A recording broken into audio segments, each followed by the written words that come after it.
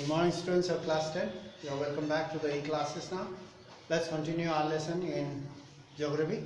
Now we are doing agriculture. So lesson 4. In geography there are very few lessons. So we have almost finished half, more than half. So agriculture, technological and institutional reforms. So technological and institutional reforms.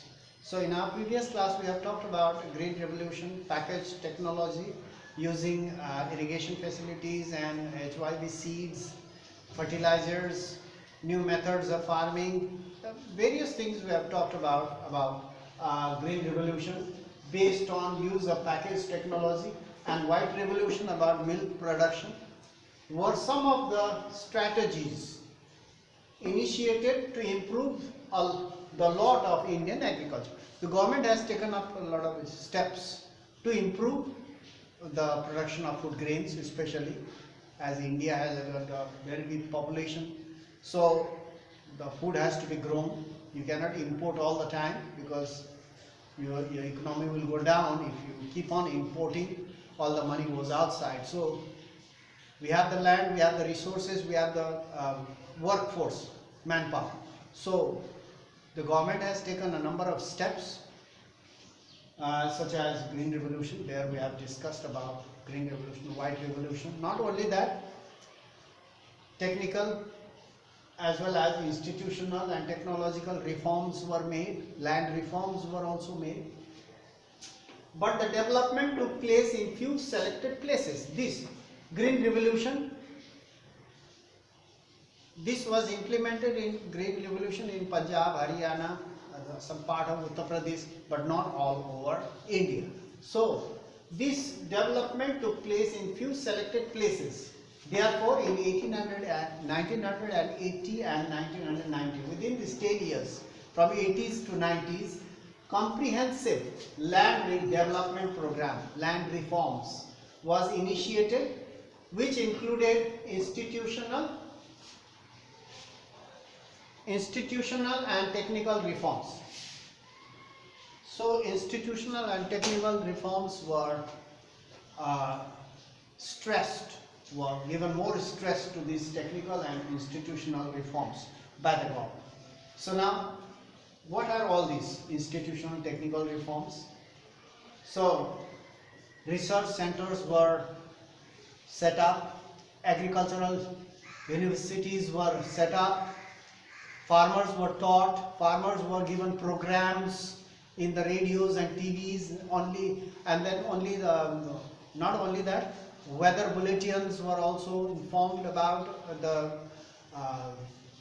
weather, alerting the farmers, and a special program for the farmers were also provided in the TVs, guidelines, methods of farming, even cheap loans were provided at very low interest rates. Many other steps government took for the improvement in agriculture as well as for the development of the farmers, for the well-being of the farmers.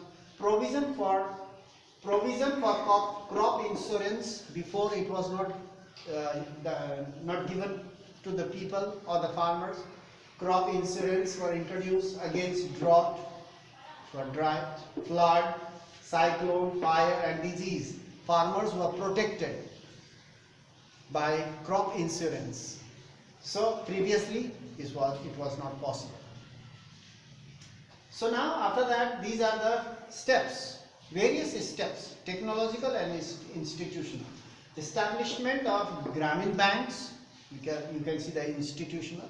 Establishment of Gramin banks, cooperative societies, and providing loan facilities to the farmers at lower interest rate were some important steps in this direction taken up by the government for the improvement of agriculture as well as for the well-being of the farmers. So Kisan Credit Card, some other steps, Kisan Credit Card were issued, personal accident insurance were also schemes were also introduced during farming. Some accidents might take place.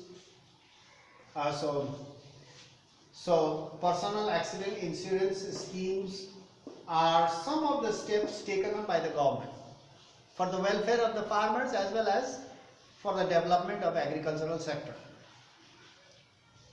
that India need to be self-sufficient for the benefit of the farmers. These are all actually done for the benefit of the farmers, as well as they must remain happy, satisfied, so that they can grow more, become self-sufficient, and not only that, we can export.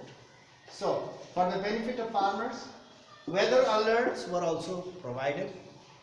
Agricultural programs were introduced on radios and TVs. Not only that, research centers were also provided, irrigation facilities were provided, cheap electricity were provided to the farmers. All kinds of benefits, all kinds of steps were taken by the Indian government so that we can become self-sufficient in food grains production, and that the surplus could be exported,